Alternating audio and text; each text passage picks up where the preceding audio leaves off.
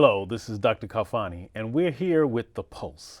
You know, we're right on the tip of what's going on in the African diaspora community, and we want you to continue to celebrate with us. We're excited to be here. I have a wonderful guest today, somebody whom you may have heard of, and you may have seen his work, but now you get to see him in person. We're going to be with none other than the artist named Ben Jones.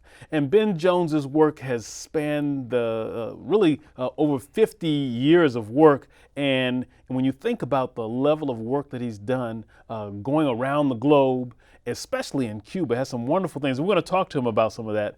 So we're going to get ready to get the show started and join us on this journey. And here we go. First of all, I want to welcome you to the show, Ben. Welcome. Glad to be here. Yes, glad to have you. So, tell us a little bit about your background and how you got into art. What was so important for you that really kind of made this live and current for you? Well, it's really funny because I really wanted to be somebody who worked in the UN as a language interpreter, but we were so poor that I didn't even think I wanted to go to college because we had no money at that time, and you didn't have scholarships and all that stuff you have today. So I didn't apply to go to college. So my art teacher in high school, she came to me one day, "What school did you apply to?" I said, "I didn't apply to any school because my family, we're so poor, family of 15 children, and my parents have no money to." So my teacher, Mrs. Feinstein, she says, "No, you're going to college and you're going to make an application." So I applied to Seton Hall University, and I applied when it was too late. So I passed the test, but they said you'd have to wait another year because you applied so late. So I ended up deciding to go to what was then Patterson State College, because I live in Patterson. And I went there during the evening, and they said, well, after a year you transfer to the day and you have to choose an area to study. So I said, well, I like to draw, so why don't I just choose art? So this is how I ended up in art, thank God. Interesting. Yeah. So now, did you end up going to Seton Hall or not? I didn't go to Seton Hall. I ended up going to Patterson State College. So you stayed there. Okay, I was wondering if you transferred to Seton Hall at a later time. Took the test there, but didn't go to school there. Okay. Yes. And when you were a college student, did you have any exhibitions then, or did you start that experience? Well, I had exhibitions in the school, but also, I grew up in Patterson, as I said, and my first sort of solo exhibition was at a bank in Patterson called the Broadway Bank, and that was my first show. So I remember my cousin, who's an art dealer, he said, "Oh, how did the show go?" I said, "Oh, it was real good. We had a lot of people and we sold some work." So he said something to me that I'll never forget. He said, "Well, what kind of documentation did you have of the show?" I said, "Well, we had a card." He said, "But did you have a catalog?" So I said, "No, we didn't have a catalog." He said, "You always try to have a catalog for a show." So that's one of the things I always tried to do with exhibitions, because you got to leave the documentation because you're only here for a while. Right. No, that's really important for young folks to think about. That when you're having something that you got to leave a historical marking. That's right. Right, and then that historical marking it stands the test of time. And I think that as we think about art and how you've gotten into art, I want us to kind of begin to start moving into some of the kind of thematic stuff that you cover in art and why. And as we're talking about that, I want to maybe kind of start with something. Well, actually, I want to take a step back for a second. Were either of your parents artists? How did you get that? No, my anybody parents. In your family My father was a factory worker. My mother was a domestic. But my oldest brother, Ormsby, he loved to draw, and I thought he was a much better artist than I would ever be. But he wanted to become a barber, so he became a barber, and I became the artist. That's how fate would have it, right? That's right. That's right. Well, you know, my son is an artist, and he loves it. Oh yeah, he does boy. some amazing stuff. He's had a couple of shows himself. Okay. And you know, when I think about art, art is like I had a professor tell me, someone who worked at college say one time that everything is art. That's right. Right, and that we don't think about the way we dress, the way our hair is, our cars, our offices, our rooms. Everything is art. Our faces, you know, whether you right. shave, you don't shave, your right. hair, you That's dye it, right. you don't dye, whatever it is you do, That's there's right. an element of art to it. That's right. And would you agree with that? Well, as a little boy, you know, my parents were from South Carolina, from Charleston. I'm a Geechee. I'm Geechee. And so when we would go down south for the summer, I would draw my relatives when they would come up here from the south. I always draw. So I just did it naturally. Never thought about anything. And, you know, unfortunately, I don't have any of my childhood drawings because I did a lot of them. But I would just give them to family and friends, and really didn't think anything about it. Right. But I guess it was telling me that I was destined to go into art. Okay. Because, you know, I used to be a dancer of African dance. I danced with Chuck Davis Dance Company for many years in New York, and I thought I could do both, but they take so much time. Yes. And I didn't come to dance until I was in my late 20s. And so as I danced with him about 10, 12 years, and I noticed I was getting older, but each generation would come and be 18 or 19. Right. And so trying to keep up with them, you know. So like I said, Ben, I think it's decided that you're going to just only be an artist, because when I got in my late 30s, I had to retire from dancing, you know, that I loved so much. Yeah, I mean, that he has a, you know, we pay pour libations to him. Oh, yes. But his time at BAM was amazing. Yes. Dance Africa. And he taught me, he brought me into African culture because, you know, Chuck practiced the religion, the Yoruba religion. So he used to take me to the Bembes in Harlem and stuff like that, and around the religion. And that's when I started connecting with the Yoruba religion, and then starting to dance. Then you got informed about Ghanaian culture, South African culture, West African culture, and I think all of this, you know, we go through these various paths in life, but I always have the saying that it all comes together. Yes. So all of it is, you know, it's like one world for me. So tell me something. You were mentioning how you incorporate the Yoruba religion into your art, and are you a practitioner? You know what I tell everybody? I'm everything. Ashe. You know, I mean, I go to church on Sundays, you know, but I definitely have to go to African rituals. You know, with the fact that I go to Cuba all the time, you know, the African religions live there. The point is acknowledging and accepting your world, my world. The base of it is Africa, and it's an African consciousness, and we as African people, you know, I always used to say to students when I used to teach, is that you got to know history, because history gives you background. I said, I'm not interested in your opinion unless you tell me what it's based on. So where's the background? Because then that background should help you to have an opinion, you know, that's informed. But if there's no background to it, how are you going to just say, well, I like it and dislike? I say, I'm not interested in just what you like or dislike. That can be in the conversation. But what do you know?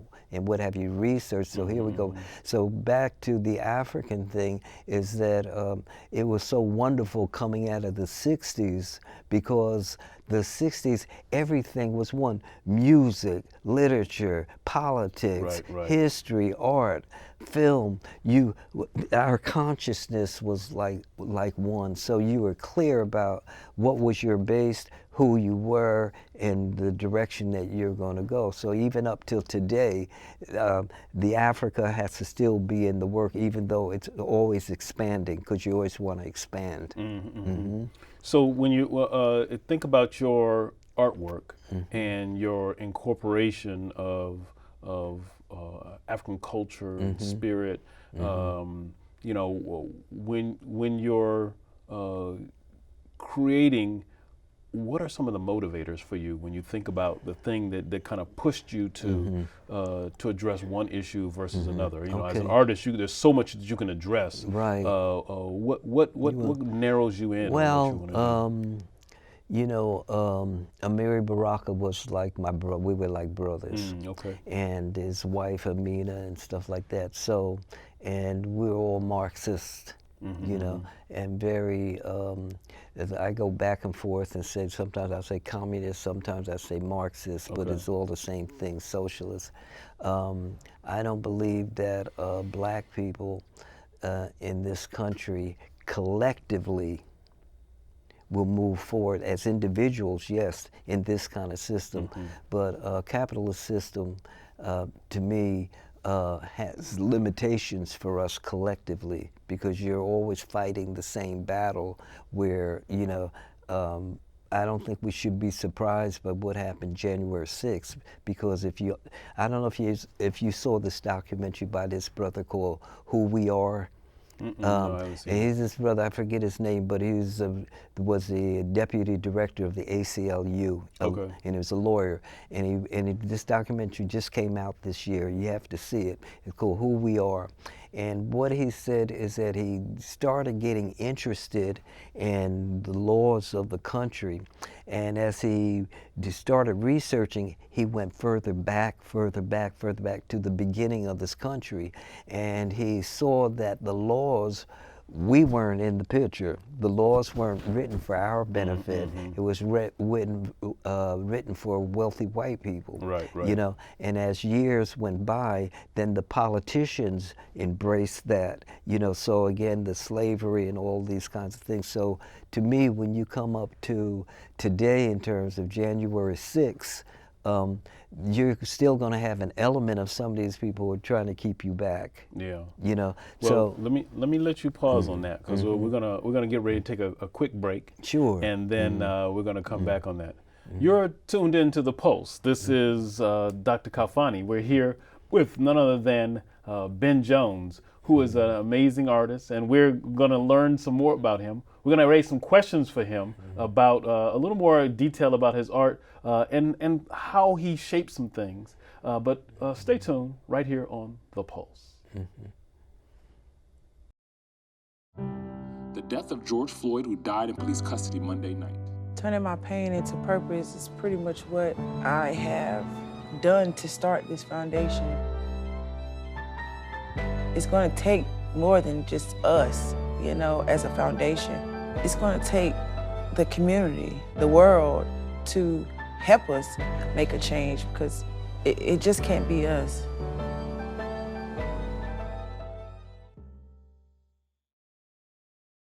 Essex County College has all you need to succeed. We have outstanding academic and workforce development training programs. You will also find a wide range of student support services to keep you on track with academic counseling and peer tutoring. We provide free tuition opportunities, a laptop loaner program, and much more. Essex County College really has all you need to succeed. Call 973-877-4477 or check out essex.edu today. Welcome back to The Pulse. This is Dr. Akil Khalfani. You know, we're always excited to share with the people here, and we want to invite you to send us some information. You know, you can send me anything you want at khalfani.essex.edu. You can communicate with me all your hopes and dreams about people we might have here on the show. But we're going to continue our conversation. We're having a wonderful conversation with a great friend, Ben Jones. I'm going to call him Dr. Ben Jones. And so we're going to continue our conversation talking about his artwork and what's to come. So Ben, I wanted to just kind of follow up with you and ask you, we had a previous conversation about the scope of artwork, right? And the scope of our thinking about, you know, artwork in one way. Du Bois said that all artwork is about propaganda, right? And then he talked about that it's the need to have art for something. And I wanted to just kind of probe and see what you think about in terms of, you know, when I look at things, I want us to be holistic in what we do, and that we have to cover, you know, not just art in terms of our perspective, but we got to think about, and we're going to heal the people and work and change things, that we have to think about psychological, political, cultural, dietary, and kind of what do you think about that, and do you incorporate that kind of thinking into your art? Well, it's like this. This is the announcement card for the show that I'm going to be having in London. Yes. That opens in September, and it's about the connections between things, you know, and like I'm connecting technology to nature, to spirituality, to race, to the universe, to like you see this plant here, very, very delicate, and so our environment of protecting the land, protecting nature, these delicate things, because we're losing different species now from extermination and stuff like that. So if we don't see how all of these things connect to one another, as you say, in a holistic way, we don't, how are we going to navigate the world in terms of managing? You know, so these things interweave into one another. So you see these patterns of these red rhythmic lines weaving into one another. So we have to connect these things. And like this show is called The Bigger Picture, and we have to look at the bigger picture. You know, when these people say, "Oh, climate change isn't real, racism isn't real," and stuff like that, no, they're connected. And if we don't see the connection, we don't see our survival for the future. Yes, you know? yes. So when we think about, well, first of all, what medium is this in? This is acrylic on canvas and digital media too. Oh, okay. You know, what I do first is print the digital images on here. Like if you look here, this is a digital image of a grid.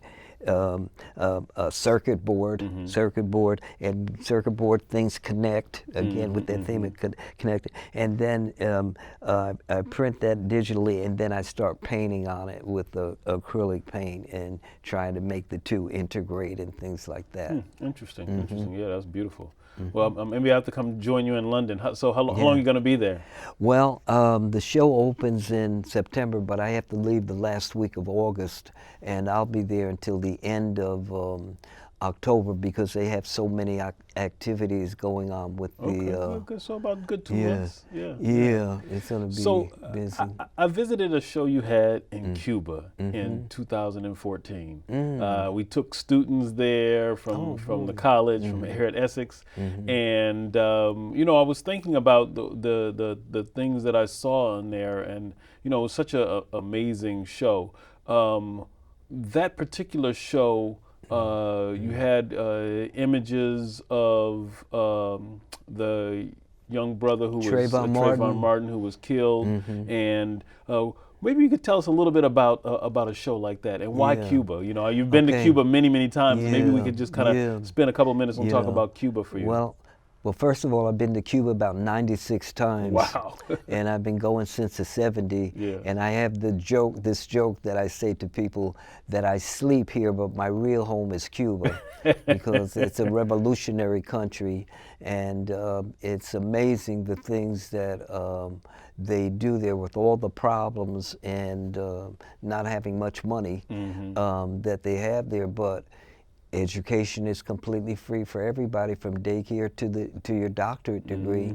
Health care is free for everybody, even though right now this country tries to make sure that they can't get medicine and things like that. Education that people from here can go and study medicine for free in Cuba. So Cuba is a country that's a revolutionary country, but they think in an international way.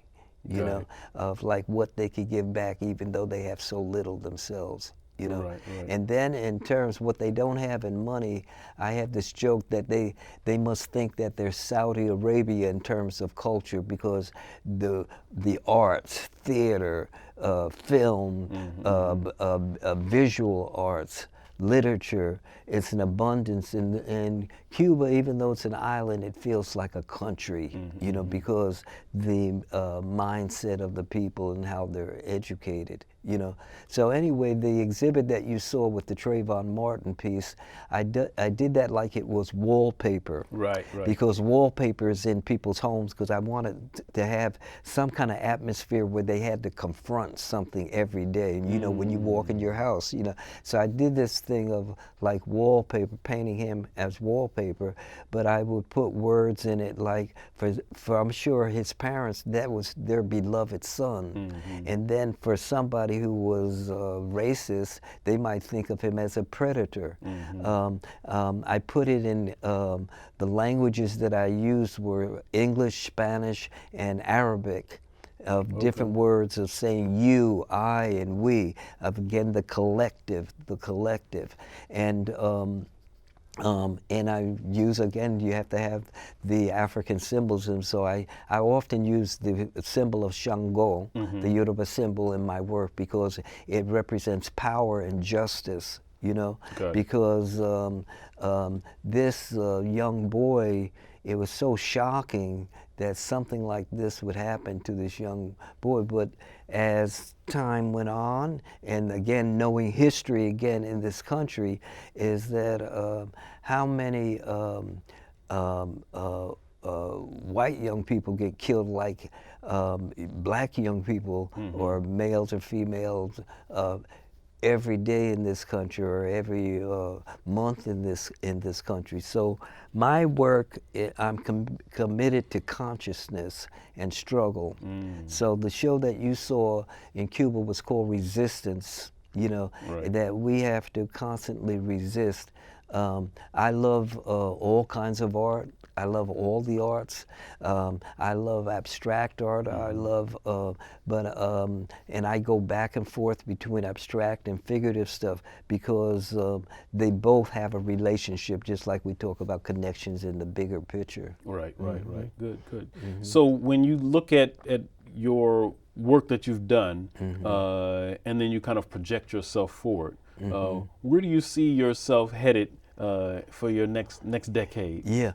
Well, when I started 10 years ago getting involved with how things connect so much of racism, economy, arts, the universe, politics, I said this is something that I could be working on the rest of my life, because the connections are infinite.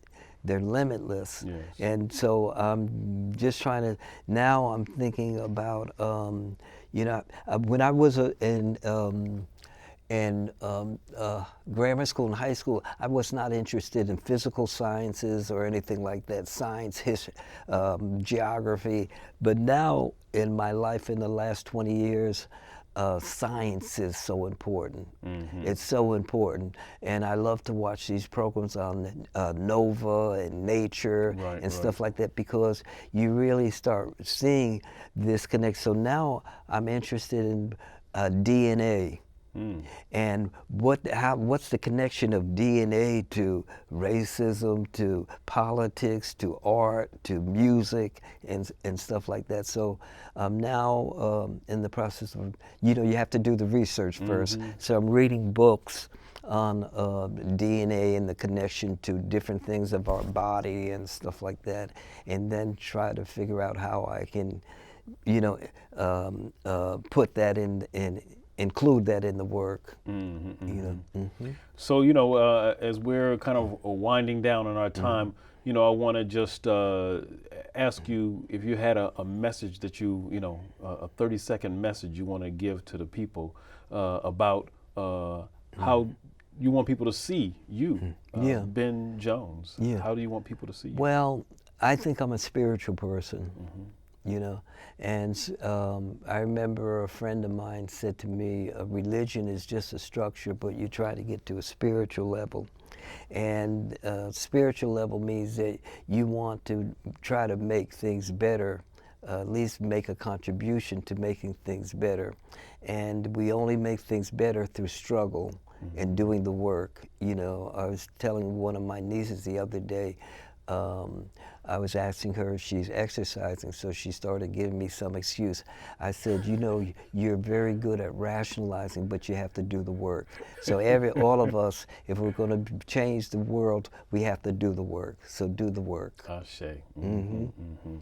Yeah, so I think that's good. You know, when you want to have young folks, because that's what, in the end, that's what we have to leave everything with, is young folks. You That's know, right. They and represent give them- life. They are. You know, They are we will life. have done what we had to do, and what we can give them is the history of our experiences. That's right. That's right. So as we kind of wrap up here, I want to just thank you for sharing your thank experiences you. with us, and we look forward to many years to come. And for those that, well, let me just say thank you for thank being here you. with us. Thank and you. It was a really great experience. And you know, Well, I mean, thank you. your brother, Amiri Baraka, I had the opportunity to interview him as well. Oh, very good. Yes, very yes, good. yes. Very good. Well, So- thank you. You're welcome. Thank You're you. welcome. So as we wrap up here, this has been a great show. Once again, I'm Dr. Khalfani. This is my friend Ben Jones. And if nothing else that you've gotten from this, I would hope that you've got to make sure that you go out there and you do the work. That he's been doing the work for over 50 years, and his platform has been art. What's your platform? What things are you going to contribute to the world to make a change? So next time, maybe we'll be having you here on The Pulse. So thank you for joining us. I'm Akil Khalfani, and you're on The Pulse.